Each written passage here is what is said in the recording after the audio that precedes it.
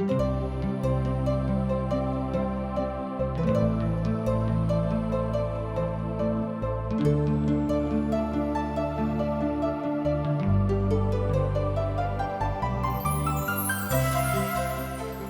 कहै छथि कि पापक मजूरी तो मृत्यु अछि, मुदा परमेश्वर के वचन हमरा प्रभु यीशु मसीह में अनंत जीवन अछि। हम सब एहन काज करै छी जे परमेश्वर के अप्रसन्न करै छी, जे हमरा के सजा दिलाबऽ के पात्र बनाबै छै। मुदा बाइबल अनंत जीवन के दिस एकटा स्पष्ट मार्ग के प्रस्तुत करै छथिन। TWR के प्रस्तुति आशक इजोत यह अनंत जीवन के खोजो में चलो वाला एकटा कार्यक्रम अछि। कृपया क देखू, सुनू, जाहिसँ परमेश्वर अहाँ के जीवन के मार्गदर्शक बनल रहे। आशा के इजोत मैथिली कार्यक्रम में हम एक बेर और अहाँक अभिनंदन प्रभु यीशु मसीह के मीठ आ पवित्र नाम से कह रहल छी। हमरा सब पुनः परमेश्वरक वचनक अध्ययन करबाक लेल उपस्थित भेलहुँ हैं।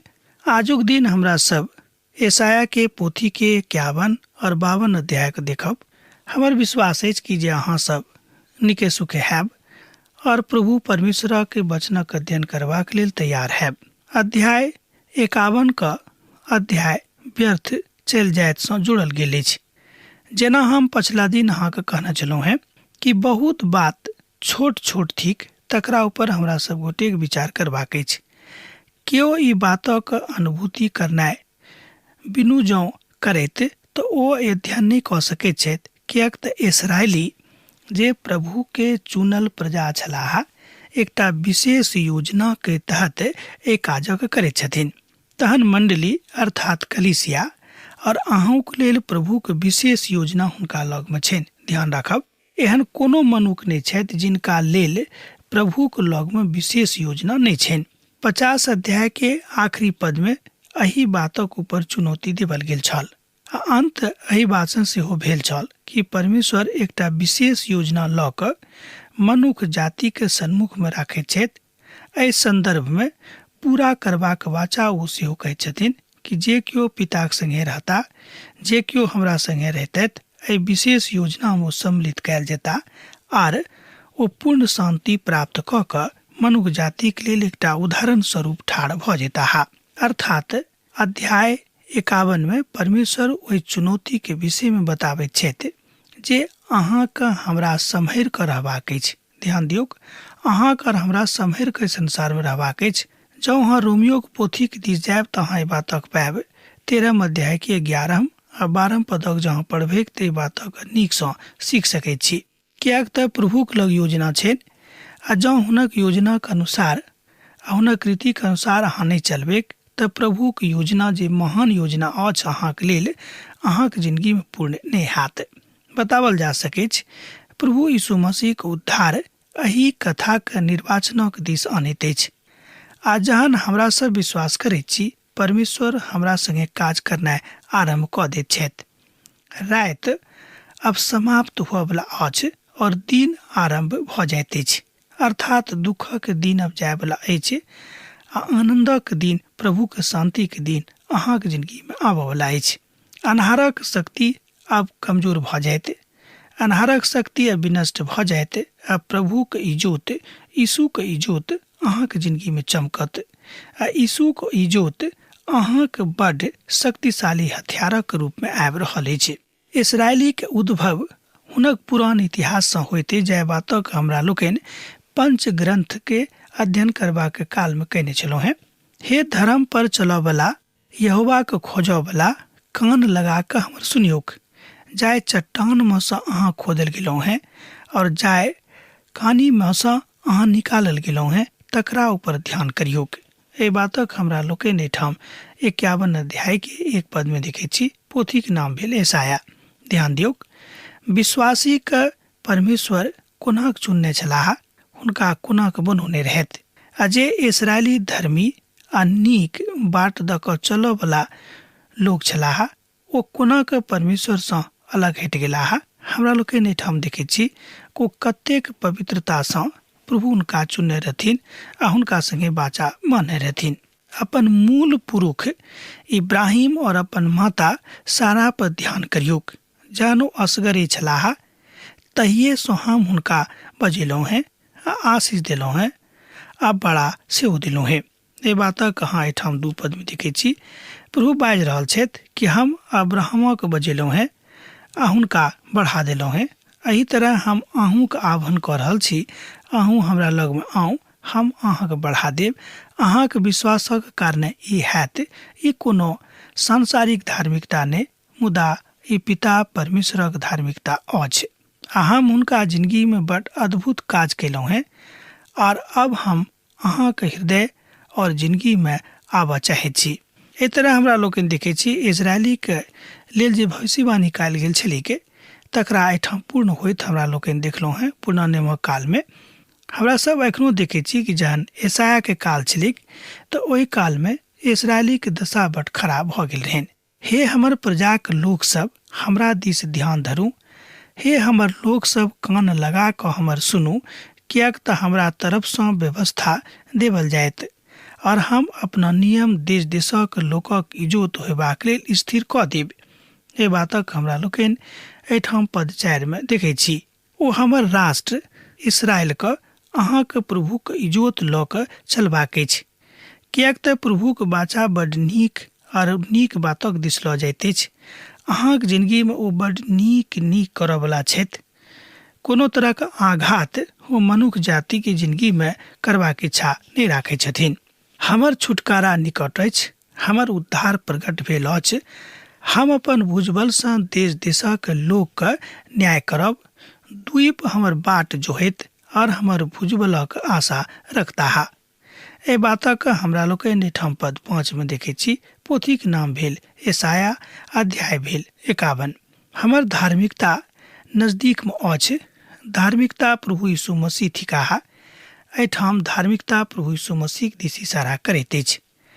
हमरा सब धर्मी प्रभु यीशु मसीह के सोनितक कारणे ठहरावल गेलहुँ हैं। जँ हमरा सब प्रभु यीशु मसीह के सोनितसँ स्वयं के धो देबेक, नहा देबेक, तहने हमरा लोकनि धर्मी बजा सकैत छी, धर्मी कहा सकैत छी। मुदा केओ हमरा सब गोटे के धर्मी बाजि कऽ अपना लग बजा सकैत छथि। हमरा सब एहि बातक लेल अध्याय 53 में देखब जे बड्ड उद्भवक दिस लऽ जाइत अछि, कियाक तऽ परमेश्वर संपूर्ण मनुष्य जाति के उद्धार चाहैत छथिन। परमेश्वर ई नहीं चाहैत छथि कि मनुष्य जाति के उद्धार नहीं हुएक। वो चाहैत छथिन कि संपूर्ण मनुष्य जाति के उद्धार हुएक। तैं वो सबके मौका दऽ रहल छथि। तैं यहोवा का छोड़ावल लोग जय जयकार करैत सियोन में औताहा और हुनका सभक माथा पर अत्यंत आनंद गूंजैत रहतिक। वो हर्ष और आनंद प्राप्त करता है और शोक और सिसकारी के अंत भऽ जेतिक।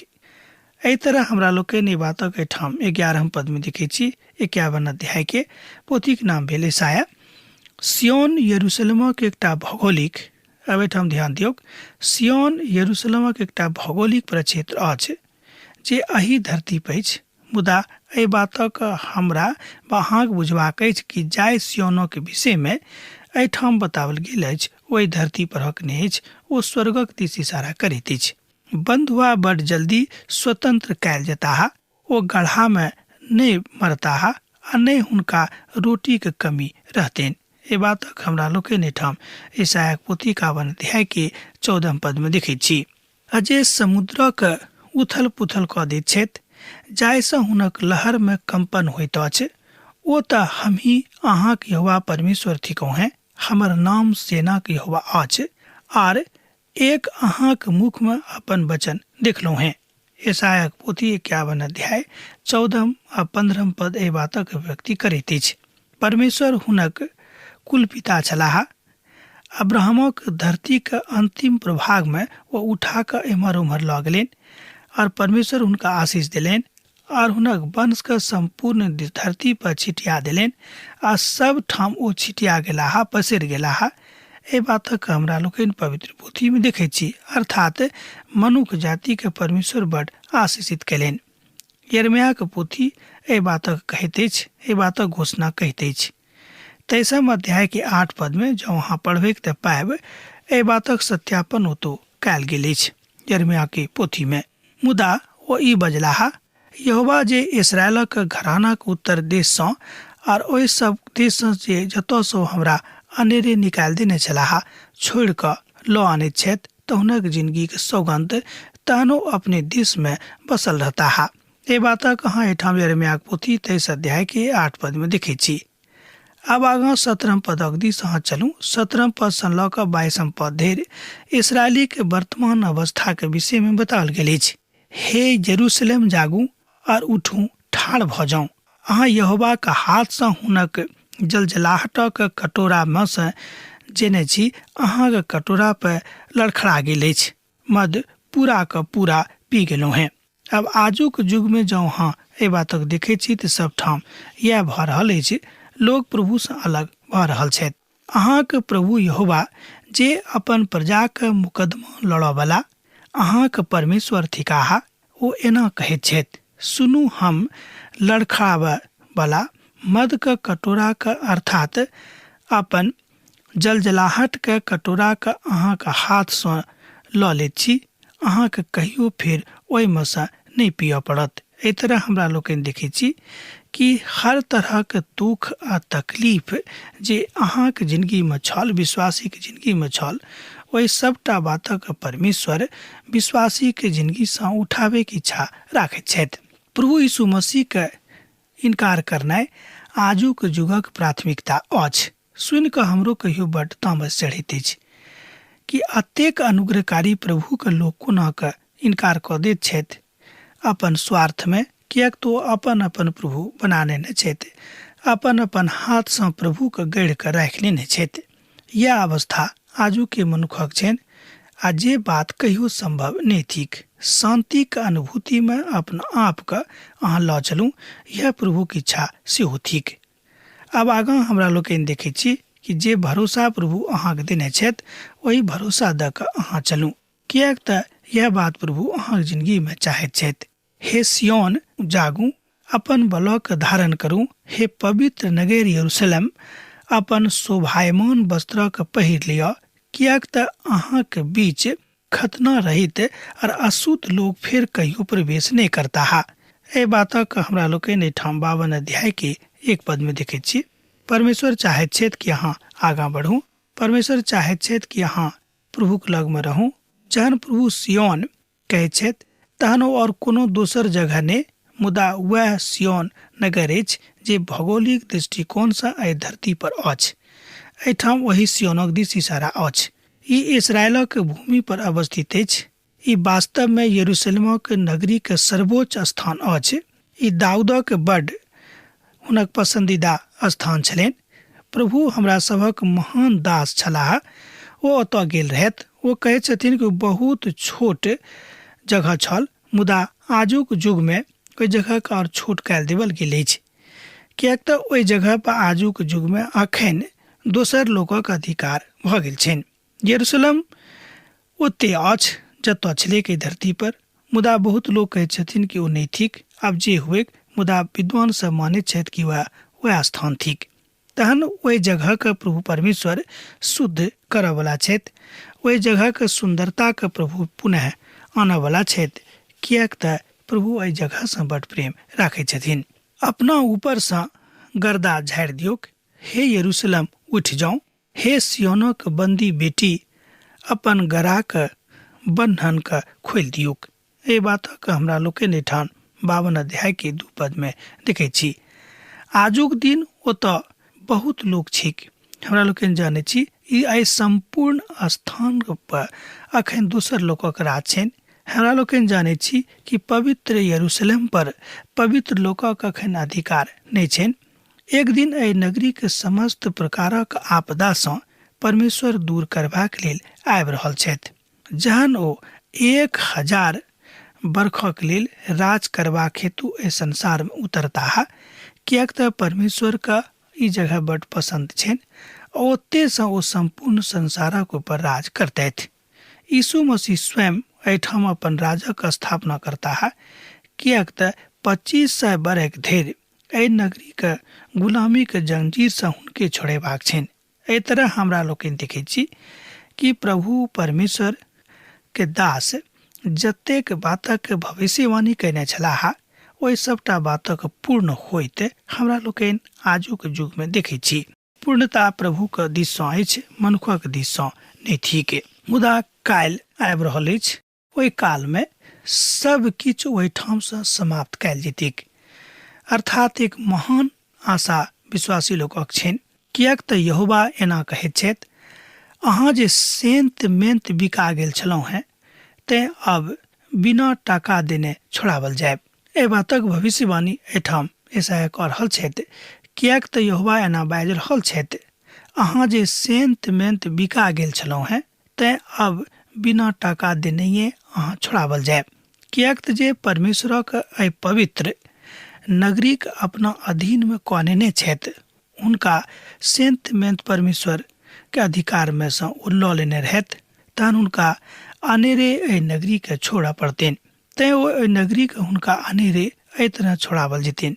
प्रभु यहोवा एना बाजैत छथि, हमर प्रजा तऽ मिस्र में परदेशी बनि कऽ रहबाक लेल गेल छलीह, आ आसुरी सब सेहो बिनु कारणे हुनका ऊपर अत्याचार कयने रहथि। एहि बातक हमरा लोकनि एहिठाम पद 4 में देखै छी। प्रभु परमेश्वर एहि बातक बाजै छथि। याकूब आमंत्रण पाबि कऽ मिस्र गेल छलाह, मुदा हुनक धियापुताक अनेरे गुलाम बना लेवल गेल रहनि, आ हुनक धियापुता ओतऽ जाकऽ बड कष्ट उठौने रहथि। कालांतर में किछु जरूर सुविधा हुनका भेटलनि, और ओ ओतऽ खूब नीक गिनल गेलाह। एहि तरह कालांतर में सहस्राब्दी के आरंभ भऽ जेतैक, आ संपूर्ण यरूशलेम के संपूर्ण पवित्र नगरी के पिता परमेश्वर अनर्थकारी लोकक हाथ सँ छुड़ा लेथिन, अर्थात जे ईश्वरवादी नहीं छथि हुनका हाथ सँ छुड़ा लेथिन। तैं यहोवा की वाणी अछि जे हम ओतऽ की करब, जहन कि हमर प्रजा सेंतमेंत हारि लेवल गेल अछि। यहोवा सेहो बाजि रहल छथि जे हुनका ऊपर प्रभुता करैत अछि। ओ अधम मचा रहल अछि, और हमर नामक निंदा लगातार दिन भरि होइत रहैत अछि। एहि बातक हमरा लोकनि एहिठाम पद 5 में देखै छी। देखियौ यशायाह के भविष्यवाणी का। हम जहिया कहियो 52 अध्याय के 5 पद के पढ़ै छी तऽ हमर मोन बड विचलित भऽ जाइए कि यशायाह ओहि भविष्यवाणी का कतेक दिन पहिने कऽ देने रहै। आजुक दिन में ओहि भविष्यवाणी के पूर्ण होइत हमरा लोकनि देखैत छी, किएक तऽ ओहि नगरीक दशा अखन वएह अछि, और ओहिठाम अखन यहोवा के नामक खूब आलोचना भऽ रहल अछि। एहि अध्याय के 13 पद सँ लऽ कऽ दुख उठावल गेला के विषय में बतायल गेल अछि। ओहिठाम बताओल गेल अछि कि प्रभु यीशु मसीह आबि कऽ कोना कऽ दुख उठौता, कोना कऽ अपन लोकक पाप सँ मुक्ति दिलौता, पापक नगरी से कोना को अपन लोकक छोड़ा कऽ पवित्र नगरी में लऽ जेता।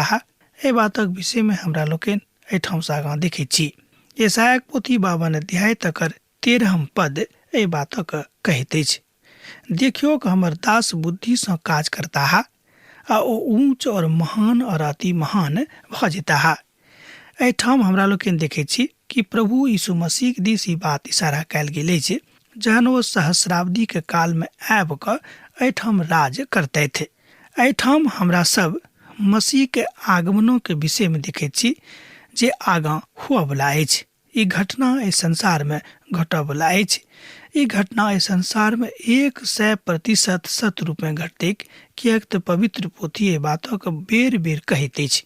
हाँ, अहाँके विश्वास करऽ पड़त। एहि पद के एक बेर आर देखियो हमर दास बुद्धि सँ काज करता, वो ऊंच और महान और अति महान भऽ जेता। एहिठाम पिता परमेश्वर प्रभु यीशु मसीह के दिस इशारा कऽ रहल छथि। फिलिपियो के पोथी तकर 2 अध्याय 9 पद सँ लऽ कऽ 11 पद धरि एहि बातक ऊपर विचार कयल गेल अछि। एहि विचारक ऊपर प्रकाश डालैत अछि। एहि बातक ओतऽ बताओल गेल अछि जे ओ परमेश्वरक कतेक नीक रीति सँ बुझताह, आ प्रभु परमेश्वर एहिठाम आबि कऽ कतेक नीक रीति सँ राज करतथि। जेना बहुते लोक हुनका देख कऽ चकित भेलाह, किएक तऽ हुनक रूप एतऽ धरि बिगड़ि गेल छलनि जे मनुखक जकाँ ओ नहि लागैत छलाह, आ हुनक सुंदरता सेहो मनुखक जकाँ नहि रहनि, अर्थात नहि बचि गेल रहनि। एहि बातक अहाँ एहिठाम यशायाह पोथी 52 अध्याय के 14 पद में देखै छी। एहिठाम प्रभु यीशु मसीह के दुख उठेबाक विषय में स्पष्ट कयल गेल अछि। कियाक तऽ हमरा लोकनि जानै छी कि प्रभु यीशु मसीह जहन क्रूस पर चढ़ावल गेल छलाह, चढ़ावे से पूर्व लोक हुनका दैहिक रूप में ततेक प्रताड़ित केने रहैत कि हुनक रूप बिगड़ गेल रहनि। ओ मनुखक जकाँ नहि लागैत छलाह। लोक हुनका लोहू लहान कऽ देने रहनि। एहि बातक हमरा लोकनि भविष्यवाणी होइत एहिठाम यशायाह के पोथी में देखैत छी 14 पद में। 53 अध्याय एहि बातक विशेष रूप में प्रकाश डालैत अछि, विशेष रूप में इजोत भरैत अछि। ओहि अध्याय के अध्ययन हमरा लोकनि दोसर दिन करब। आजुक दिन हमरा सब 52 अध्याय के देख रहल छी जे ओहि अध्याय के प्रारंभ मात्र अछि। वही तरह वो बहुते जाति के अपवित्र करता है और हुनका देख कर राजा शांत रहता है। कियाक तो एहन कथा के देखता है जाय बातक बखान सुनू लोग ने कयल गेल अछि और एहन कथा हुनका समझ में अयतनि जे ओ अखन धरि सुनैयो नहीं हेता है। एहि बातक हमरा लोकनि एहिठाम 52 अध्याय के 15 पद में देखे छी। ओ बहुत राष्ट्रक ऊपर प्रभुता करता है। ओ कहैत छै जे हान लोक यीशु के मृत्यु के विषय में बुझि गेल छथि तहन हुनक पुनरागमनक विषय में सेहो बुझि जेता है। कियाक तो संगठित भऽ कऽ पूर्ण रूपेण एहि संसार में अबैया छथि।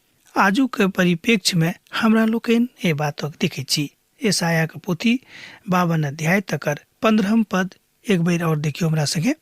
ओही तरह वो बहुते जाति के अपवित्र करता है और हुनका देख कर राजा शांत रहतैथ। कियाक तो एहन कथा के देखता है जाय बातक बखान एखनो लोग नहीं सुनने छथि और एहन कथा के हुनका समझ में नहीं औतनि जे ओ अखन धरि सुनैयो नहीं हेता है। ए बातक पवित्रता में हमरा लोकनि एहिठाम देखै छी। अब आजुक अध्ययन हमरा एहिठाम समाप्त करबाक आज्ञा दिअ। कियाक तऽ अहाँ हमरा सँ प्रेम राखै छी, प्रभु से प्रेम राखै छी। हमरा बिसरायब नहि, पाती लिखैत रहब। पुनः अहाँ सँ दोसर कार्यक्रम में भेंट हैत। जेना अहाँ सब हमरा एहिठाम पाती लिखैत रहै छी, लिखैत रहब, बिसरायब नहि। प्रभु यीशु मसीह के नेह अहाँक जिंदगी में बनल रहेक। आमीन। हमर विश्वास अछि कि ई कार्यक्रम अहाँ के लेल लाभदायक सिद्ध अछि। हम चाहै छी कि अहाँ अपन आशीषक के हमरा संग साझा करू।